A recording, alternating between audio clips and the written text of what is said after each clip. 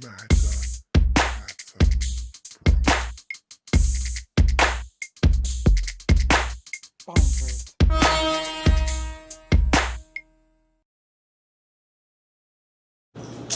day, everyone. This is Brother Rod, aka RJ Arnold, and Matter How to Pro with my partner Carmel Farrell, and we're in South Orange, New Jersey, with CEO Julius Dyson of the Dyson Media Entertainment and co-founder at Park Studios. Yep. How are you? What's up, my brother? How you feeling? How you doing? Long time no see, and it's great to be here. It's been a long time, man. Been a long time. Like, I shouldn't have left you like Rakim. Should have left you. Well, it's been a long time, man. I remember, man, coming up in radio, and you were my first intern. At WRKS, 98.7 Kiss FM, New York. Yeah. That's right. We were riding high back in the days, in the 80s and the 90s, and you came in and you did a pretty good job, man. So I don't know if I got the chance to tell you because you exited pretty quickly, but you came in, you did your thing, and everybody, of course, liked Rodney. And you know, look at you now, man. You're doing big things. Yeah. Now you're going back and interviewing legends. You know, It's funny because you got, you know, I had the pleasure as, you know, my big brother, Red Alert. Yes. DJ Red Alert. Shout out to DJ Red Alert. That's my big brother. We're straight from Harlem, New York, Spanish Harlem, the original Harlem. True. That's where we, back in the days, came out with our crates of records and turntables and speakers and just like set up. Now you need a permit. What's going on with that? Now you need a permit just to DJ around your neighborhood, just to keep the community together and everybody together. And it's unfortunate that some of, and I'm going to clarify this, that some of today's so-called rappers are not highlighting the DJs and the elements of the hip-hop culture. Yeah. And you always read Africa Bombada, DJ Hollywood, DJ Easy Lee, Marley Marl, and the list goes on. Jam Master Jay, rest in peace. Scott LaRock, rest in peace. Yeah. So many of our DJs around the world always highlight the DJ, whether it's dance music, R&B, hip hop, classic, jazz, you name it. So always have to give credit to you, and thank you for actually helping me out at this station years ago at 98.7, which is a legendary station for over 30 years. Yes, and it's most definitely my pleasure being able to go back and talk with people that came from that era of music, because that's when music, of course, was music. That's when we actually was able to touch vinyl, touch it.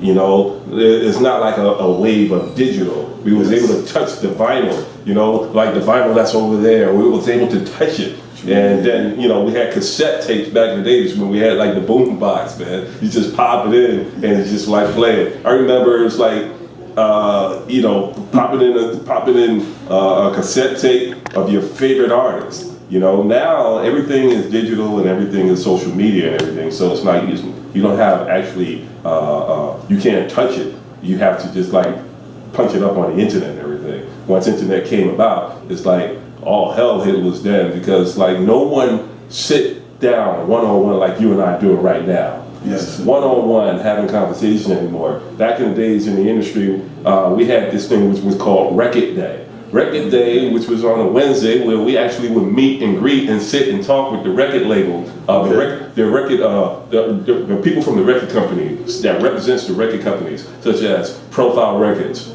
Uptown Records, Run DMC Flavor, yes. Motown Records, you know, Polygram Records, Uptown. I said Uptown Records, you know, and it's amazing, you know. Back in the days, we were like able to sit among one another and have a wonderful discussion and talk about the music industry. Now, there's so many things in politics that's going on today. It's like it's hard to get those interviews these days. So I am honored to be able to sit down with a brother like yourself, you know, that looked up to me, and we came back together a few years later, but we still here and we still standing and we still promoting music, good music today. True indeed, and this is the reason why we do this show. We do this show so our listener audiences and artists and people and young people who are looking to get involved in the industry or any career could see the difference between people who really care and love what they do as opposed to people who are just doing it just for the money. And money is great, but you know, if you're doing it for your heart and soul and your passion, all of that's going to follow. That's going to follow and take care of itself. You basically have to be. You have to do what you're put on earth to do. True indeed. And you're doing the work of the Lord because God basically is showing off through you. And if you don't believe that, that is the honest to God, the truth. God is coming through you because it's what God wants. He wants you to just love each other. And by you loving each other, that makes you one big family and everything comes together as one. But the thing is that, you know, we have to share more with one another. We have to educate each other more than ever. Is because if we don't educate each other, then who's going to do it? We have to educate the young brothers and sisters, and not just young brothers and sisters, but people of all race, learning how to come together as a unity. You know, come together as one and just be successful together, because there's so much crap and so much excitement out there. It's unbelievable. You know, and there's a lot of young kids, there's a lot of kids that want to do what we do, what I feel, which is becoming a radio announcer. Because I'm not knocking basketball or any type of sports or anything else that young brothers and sisters and everyone else of other race knocking that game of what they want to do. But there is so much in media that we can offer, such as radio voiceovers. If you walk up to a kid today and say, hey, you want to do radio voiceovers, like be a voice actor? They're like, what's that? So you got to break it down to them and get them where they will understand what a voice actor does. Yeah. So let's take it back to what happened to you years ago. Who and what people influenced you growing up in East Harlem right before you went to Lehman College and majored in communications and arts and audio engineering? What was the moments and the occurrence, other than the early days of hip-hop, that sparked the Julius Dyson movement for you to do what you're doing now?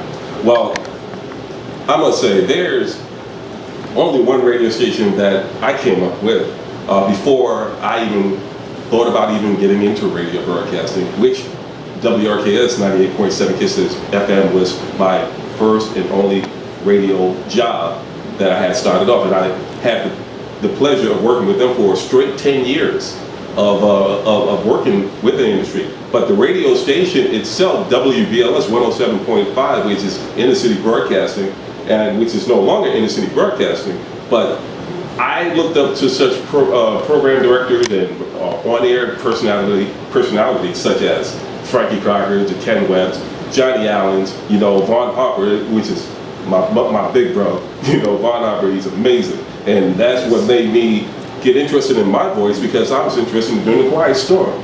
Because my voice started getting deep, and I was listening to some great music, and I said, what should I do with this? You know, I want to, you know, mix them together. I want to mix my voice and I want to mix the music together and make it really sound good, because a lot of females would come up to me, oh, you have an amazing voice. Why don't you either sing or get on the radio with it? So I did exactly that, not just for the women, but the thing is, I did it for myself. It's because I started loving the way that I sound with my voice mixing with music. And by me going out and hosting weddings and hosting outdoor community events and stuff like that, and getting the opportunity to hear how my voice amplified through the sound system, that even motivated me more, because it helped me make a connection with the people, the community, the people, and they accepted me in the sense of saying, wow, you have a dynamic voice, I want to support you.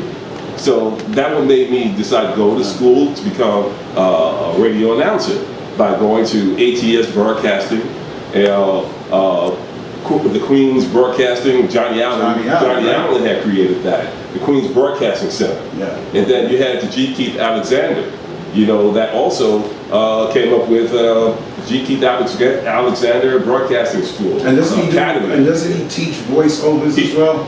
He teaches voiceover. Yes, he teaches voiceover as well, and I believe that he's still doing that today. Wow. You know, so those are the people who influenced me. But also, I have my oldest brother. I have to give him kudos because my oldest brother. You know, if it wasn't for him to introduce a turntable to me, him and my other oldest brother, which is from another mother. You know, if it wasn't for them to introduce to me a turntable. Do you know what a turntable is? I'm trying to tell y'all. You know, forget about the CDs and forget about those like mixed DJ systems and stuff like that. I'm talking about techniques, y'all. I'm talking about technique turntables when you put the actual vinyl on the turntable and you like, I'm trying to tell y'all, that's real DJing, okay? That's real music. That's the power of DJing. I mean, hey, Red Alert didn't just come up out of nowhere. He had to study his craft. Chuck Chillout, that's another buddy of mine.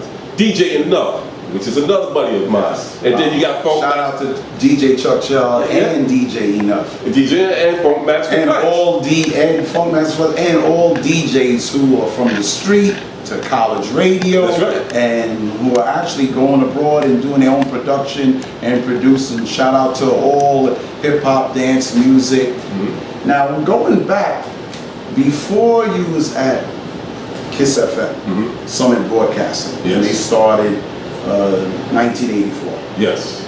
So when you were in your neighborhood and your brother introduced you to DJing, did you do any parties? Did you do anything in high school? Oh yeah. And what was that like? What was that like, especially in the times of WHBI and Mr. Magic, rest in peace Mr. Magic, and Awesome too. Special K and Teddy Ted, shout out to them as well. Tell me about that experience, East Harlem and the Bronx, and all those parties. Okay. That Bam and Cool Herc, and a lot of you were actually around and influenced and was able to help you get into not only the game, but to do all you do and what you're doing now. Well, the thing is that I'm originally from Spanish Harlem, 112th Street, tap houses, all right?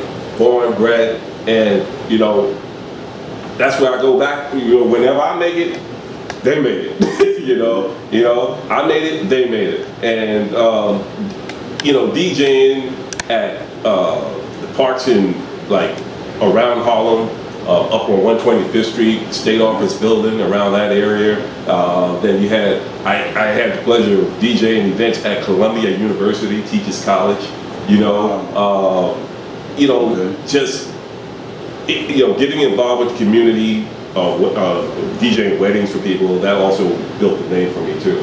You know, by DJing weddings and community events, outdoor events. It's just volunteering my time. You know, that's also very important, volunteering your time. Because when you don't volunteer, you know, and you're just in it for the money, it's just an overnight, one-night sensation, just like a one-hit wonder. You know, that's how people look at you. I was like, well, I gotta pay this guy. Yeah, everybody gotta live, everybody gotta eat, you have children, you have responsibilities. But when you dedicate your time, people look at those things, they just come to you and like offer you and say, hey, listen, I wanna reward you for your time. You know, so don't come in and say, well, I'm gonna get a paycheck. I wanna get a paycheck. How much you're gonna charge me, or et cetera, et cetera. You know, that type of thing. But I mean, I went to an LL Cool J concert in Queens and everything. Wow. Had the opportunity to get up on the stage with some of the DJs that you have mentioned. You know, back in the days, what's his name? Houdini. You know, Houdini. Yeah. I mean, you remember Skating Palace? You remember Skating Palace? I was younger. I remember in days in Long Island, we had a place called Roller Castle. Roller Castle. Way back in the day. So now you're taking us back. But I remember going there to Roller Castle. But it's what I was doing just now. I was taking you from Harlem. You know, from what I have done up in Harlem, you know, back in coming up in Harlem, because I am Harlem, and don't ever forget it, I am Harlem. I come from a family of 9 of us. We're like the Jackson 5. Okay. All right? And you know, I have 6 sisters and I have 2 brothers, and I was a twin at birth, but God had taken him and transitioned him over much earlier at birth and everything. So he's over on that side holding things down. In spiritual form, God rest his soul. Yes, sir. Yes, sir. And I come from a very big family. We're like the Jackson Five, and I always had my sister, which is Patricia. She was always trying to get the family together in one room and pretend that we are on stage performing. And you know something? Wow. She should have been on the top of my list as far as who encouraged me. You know, because if it wasn't for my sister Patricia and my sister Deborah, all my sisters, they were always was there to give me the support. And then I have to give love to my mother, because if it wasn't for my mother that was in the gospel music and introduced the church to us, we wouldn't have known about music. And then you also have, if you have the pleasure of having your own father living with you in their household, which a lot that don't go on today for whatever reasons that it is. I'm not knocking anyone, because everybody have to, deal with their situations as they come about. But I had the pleasure of coming up with a strict family, and with a strict family. And if my mother and father wasn't home, believe me, there was the neighbors around that would have you in check, and your mother and father would know. That's the old school. Today, I don't know what's going on today.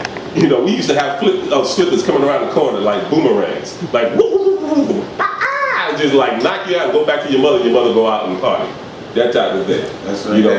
That extended family, that village, what we call it in Africa, and even in this country, and all people know about it. It's the village that raises you. That's right. That's right. And it's really all your whole life. Now, going back, you went back, and you did well. You had all these influences. Tell us briefly, when you got to KISS FM, you was assistant program director. Mm-hmm. Well, I came in as the research director, and I will never forget the young lady that I had taken her position. I didn't take a position because she had moved up, so they had put me and moved me up into her position. Angie Martinez,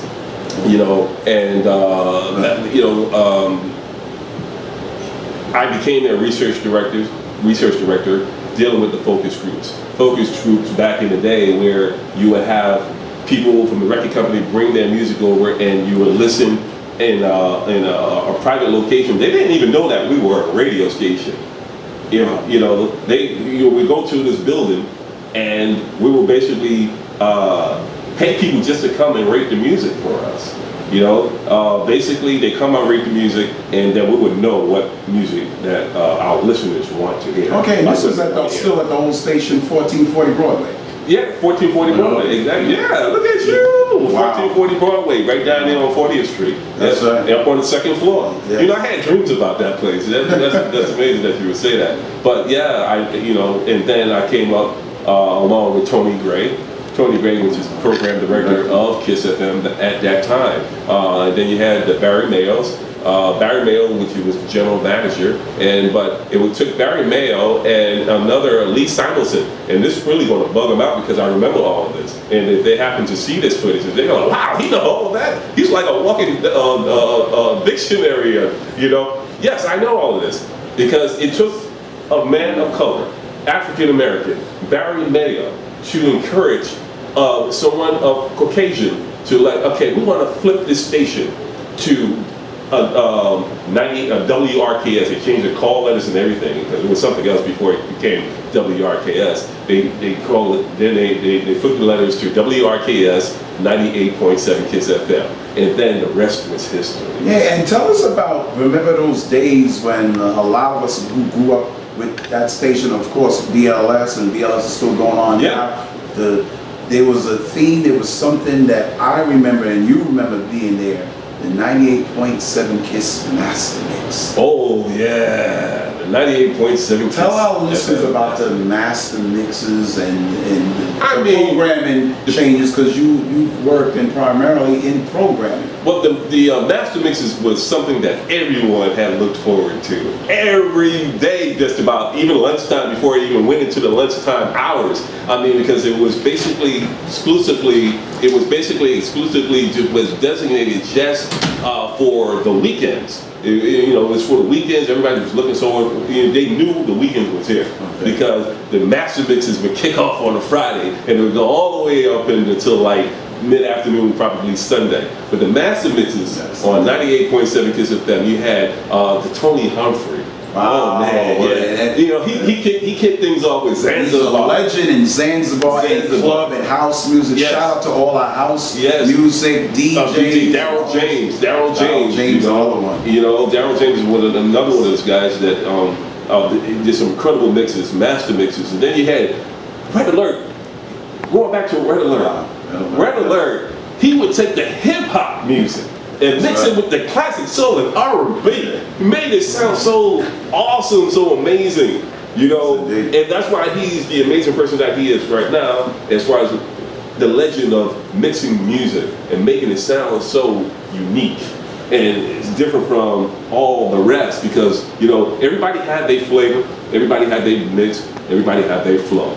But when it always it's coming right back, if you notice, it's all coming right back. It's almost like they ran out of music. It's almost like they ran out of music, so it's all coming back. And guess who's on the air? You got Red Alert on the air. Red Alert still you know, to this day. You got Chuck Chill Out on the air to this day. You know, you have Funkmaster Flex, which he had built a company where he had multiple of these DJs all collaborated together under one roof as a company. That's right. You know, and that company represents some of the most exclusive DJs that we have came up with. You know, you even have DJ Tommy Allen. DJ Tommy Allen. Yeah, one of my frat brothers, Alpha Phi Fraternity Incorporated, who's still DJing at clubs on Long Island and the Proper Cafe and I had the Proper in Queens, and all these DJs all over the world, known all over the world, and you were right there in the middle of it, pushing all of these guys and doing your thing.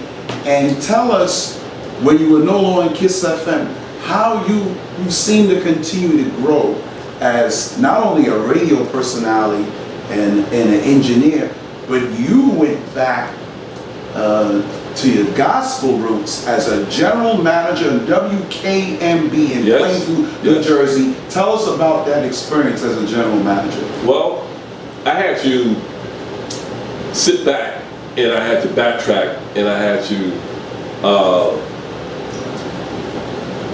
to think about it, how this all came about, why I wake up every day.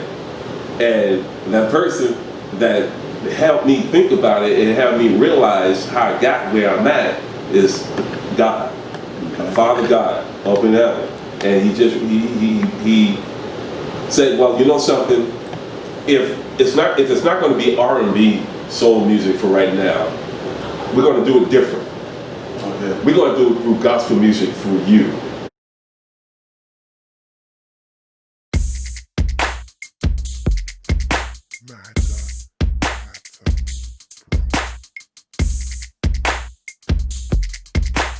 Boom.